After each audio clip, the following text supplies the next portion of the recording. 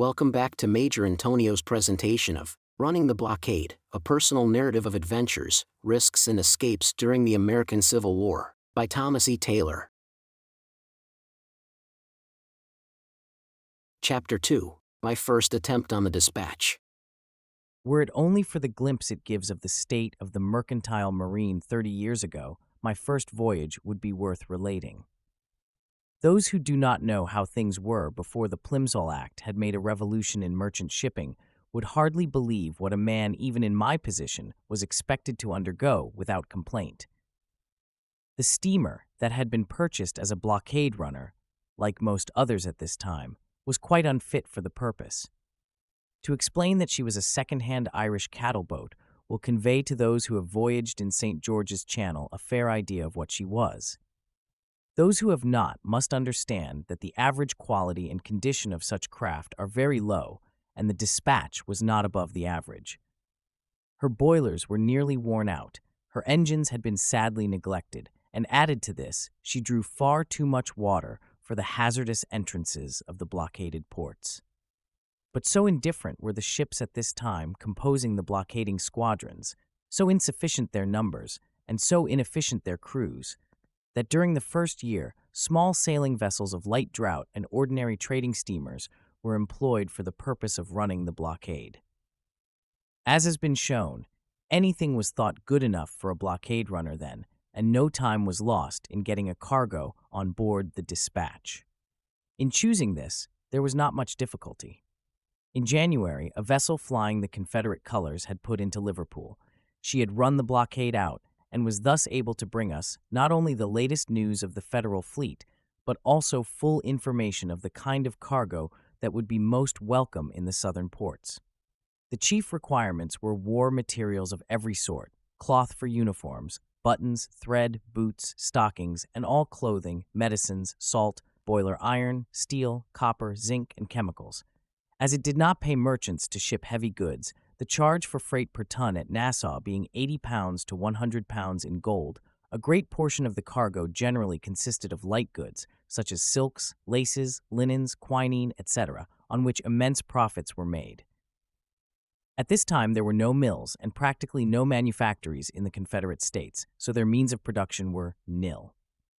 With the progress of the war, their need of war material increased so sorely that in 1864, the Confederate government limited the freight room on private account and prohibited the importation of luxuries on the ground that if allowed to come in and be purchased, the resources of the country would thereby be absorbed.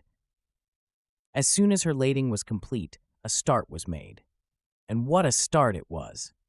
It almost takes one's breath away in these be-legislated days to think what the Despatch must have looked like as she dropped down the Mersey. Her owners had taken advantage of their timely information to load her down, as low as she would float, with a cargo consisting of ponderous cases and barrels of war material as well as light goods. Her deck was piled as high as the rail with coal, which had to be taken for the voyage to Nassau, so as to avoid calling at any intermediate port, and she steamed out to brave the Atlantic with barely 1 foot of freeboard to her credit. Fortunately, at the outset, the weather kept fair, or my career must have had a very premature end. But thanks to an unusually fine February, we wallowed along pretty comfortably till we had made some 400 miles to the southwest of Ireland. Here, however, through the carelessness of the engineers, the water was allowed to get so low in the boilers that the crowns to the furnaces of one of them were brought down. This means that only by a miracle was an explosion escaped, and that the Despatch was entirely incapacitated from proceeding on her voyage. There was nothing to do but to put back for repairs under one boiler, and we laid her head for Queenstown, thanking our stars it was no worse. It was 3 weeks before we could get to sea again, and then it was only to find ourselves once more on the brink of destruction. Before we had passed the Azores, we came in for a terrific gale, which our overladen vessel was in no condition to meet. She speedily sprang a leak, so serious that in a very short time 4 of the 8 furnaces were extinguished, and the firemen were toiling at the rest up to their knees in water. For hours we looked for her to founder at any moment, as the gray breakers came rolling upon us, but somehow we managed to keep her afloat, and in due course were plowing through the sunny waters of New Providence and came to rest in the pretty harbor of Nassau. In those days, I was a confirmed somnambulist, and one stormy night considerably astonished the officer of the watch by suddenly appearing on the bridge at midnight in bare feet and sleeping attire. Gripping him by the arm, I yelled, "For God's sake, respect the spars," and turning on my heel, returned to my cabin along the slippery deck, with the steamer pitching and rolling in half a gale of wind. Of course, the man thought I was mad, but was too astonished to seize me. Perhaps it was fortunate he did not do so, as to have been suddenly awakened in such a situation might have been anything but pleasant. I have for many years given up this dangerous habit. My last escapade occurred a long time ago, when one afternoon on board a P&O steamer, while taking a siesta, I suddenly jumped through the upper half door of my deck cabin and appeared in very light attire, to the astonished gaze of some 50 passengers who were on the quarterdeck. Fortunately, a friend who was traveling with me managed to clasp me round the waist before I could jump overboard and conducted me to my cabin none the worse, except for a skinned nose and barked shins. My fellow passengers, however, were evidently suspicious regarding my condition of mind and looked very much askance when I appeared at dinner, thinking no doubt that I was a lunatic and my friend my keeper. If that voyage had been almost enough to extinguish all the ardor I had for the life before me, Nassau was enough to set it well aflame again. The very thought of the place and of the exciting life there in those days, through the brief fever of its prosperity, sets my fancy tingling even now. Those few short years of extravagant importance, so sudden, so fitful, so completely passed away, are like a dream, and it seems almost impossible to revive a picture of what Nassau was when it found itself the base of operations against the great blockade. For centuries, the little town had slumbered in complete obscurity. Depopulated and abandoned in the old days by the Spaniards, it had been occupied in Stuart times by Englishmen and became a haunt of buccaneers. Then followed a century or so when it was a counter for diplomatists, and buccaneers settled down into wreckers, scraping together hard-earned living from the hurricane's leavings, and filling up the dull months between the stormy seasons with a little fruit-raising and sponge fishing. Thus, ingloriously had it faded into the obscurest of colonial capitals, with a population of some 3,000 or 4,000 souls. There lived and ruled the governor of the Bahamas, and there lived the chief justice and the bishop. These, with their modest following, and the officers of a West India regiment, and a few of the leading merchants and their families, made up almost all there was of society. Little more eventful ever broke the monotony of their feuds and friendships than the visit of one of the ships forming the West Indian squadron. Their Lilliputian politics went on from year to year, undisturbed and uncared for. There was nothing to mark their place in the world but a dusty pigeonhole somewhere in the colonial office, which was filled and emptied and filled again. Everyone was poor, and everyone lazily hopeless of any further development. A few schooners that came and went at infrequent intervals sufficed for all the trade there was, and the whole air of the sleepy settlement had been one of indolent acquiescence in its own obscurity. Then past all expectations came the war, and gold poured into its astonished lap. When first I saw the low line of houses nestling in the tropical vegetation of their gardens, a change had already taken place. The blockade had been on foot a bare year, but even then the quiet little port had asserted its new importance and was overflowing with the turmoil of life. Many influential firms connected with the southern states, and also English ones, had established agencies there, and almost everyday steamers managed by those agents left the harbor to try their luck at evading the blockade or arrived with cargoes of cotton from the beleaguered ports. Of course, seeing that Nassau was only some 560 miles from Charleston and 640 from Wilmington, and that, moreover, the chain of the Bahama Islets extended some 100 miles in the direction of those ports, thus providing the extra protection of neutral territory for that distance. Nassau was par excellence the base for approaching the blockaded Atlantic ports of the South. Bermuda was its rival, but only in a lesser degree, as it was further off, and its conveniences as regards communication and accommodation were less. It is some 690 miles distant from Wilmington, the course being somewhat to the northward of west, and in the autumn especially, it was seldom possible to get over without encountering a gale of wind. The one thing necessary for the blockading vessels being speed, their hulls were of the lightest description. This, coupled with the fact that they were always loaded down deep with coal, made a gale of wind an even worse enemy to encounter than a Federal cruiser. Havana was the best base for the Gulf ports, but as New Orleans was captured early on in the war, Galveston and Mobile were the only two blockaded ports that could be approached from it.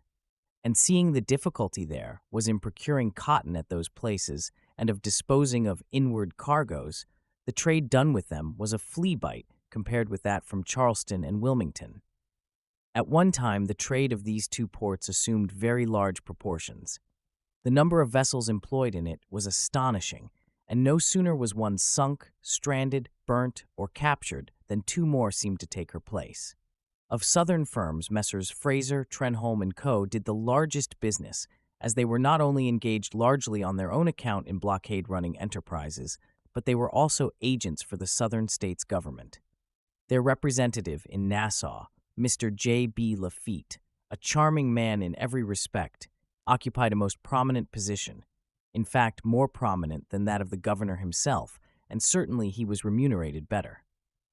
After Fraser, Trenholm & Co. came the English firm of Alex Colley & Co., at that time one of great repute, represented by my friend L. G. Watson, and they from time to time were possessed of a large fleet of runners commanded mostly by naval officers. After them came the house I represented, which from first to last owned some 15 steamers, and after them a number of small firms, owning perhaps one, possibly two, boats apiece, so that in the aggregate the number of boats and the capital employed was enormous.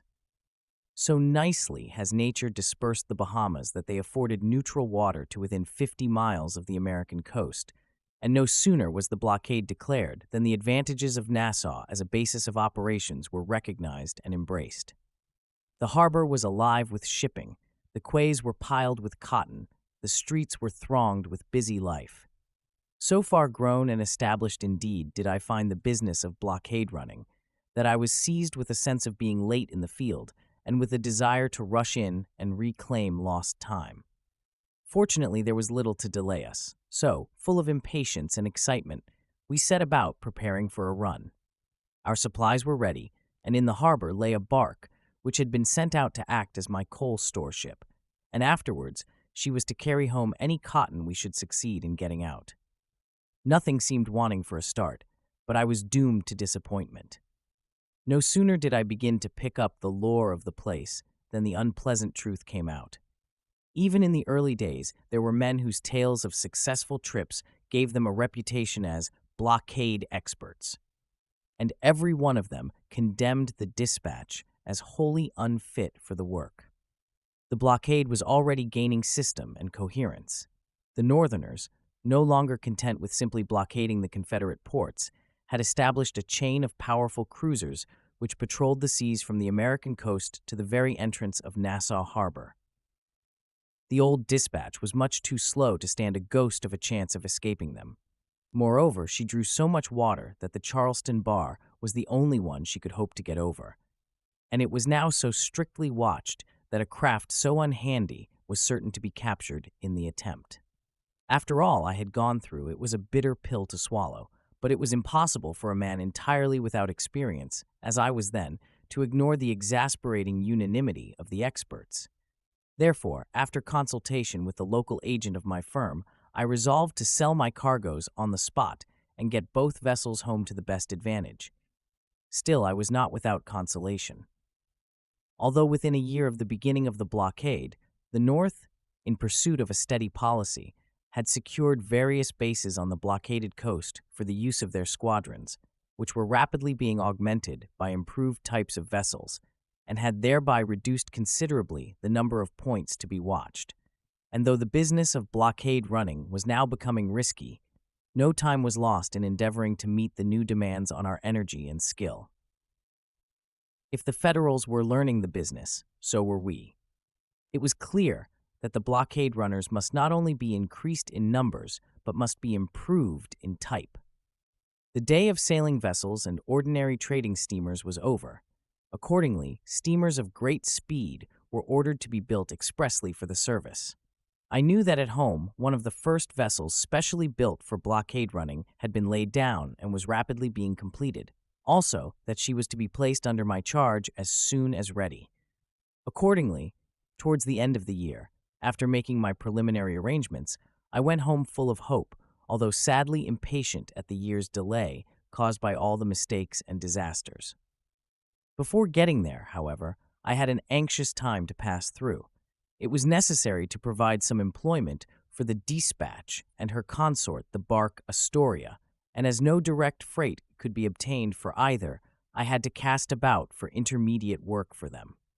The sailing vessel I dispatched to New York, and in an evil moment I made a contract on the no cure no pay principle for the Despatch to tow a disabled steamer to the same port, arranging to go myself in the mail steamer so as to meet both ships there.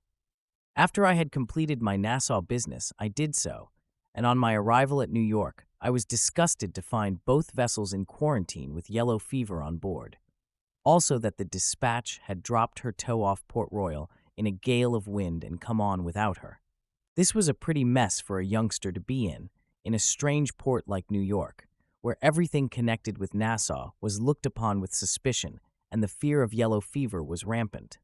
It was my first intimate acquaintance with the disease, but, fortunately, the cooler climate in time worked its own cure, and after encountering innumerable quarantine difficulties, both vessels were given pratique, but not before several deaths had occurred. In the interim, the Despatch was seized for $30,000 at the suit of the owners of the steamer which she had attempted to tow, as damages for letting her go, and she was only released from quarantine to find herself in the clutches of the marshal of the port. As I had no means for providing the required security, the captain and I formed rather a mad scheme to rescue her from his clutches. The captain was to get her under way quietly, taking the marshal's officer with him, while I remained behind to lull suspicion. Early one misty morning, he accomplished this successfully and began to steam slowly down the bay, but the revenue cutter lying close alongside gave the alarm, and the forts opened fire at once. For a time he held on and was nearly out of range when the pilot, fearing, I presume, for his share in the transaction, declined to go further, and there was nothing for it but ignominiously to return. Of course, all this made my position worse, but, to make a long story short, a kind friend, a prominent New York banker, went bail for me, and the Despatch was released and loaded for home. Finally, I compromised the case for about $2,000. The bark I sent on to St. John, and following her myself by steamer, I chartered her to carry home a cargo of timber. This concludes today's reading of Running the Blockade by Thomas E. Taylor, presented by Mr. Antonio. Join us also tomorrow for the next chapter.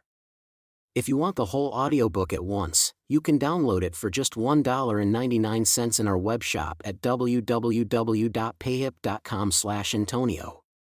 Thank you for listening, and so long.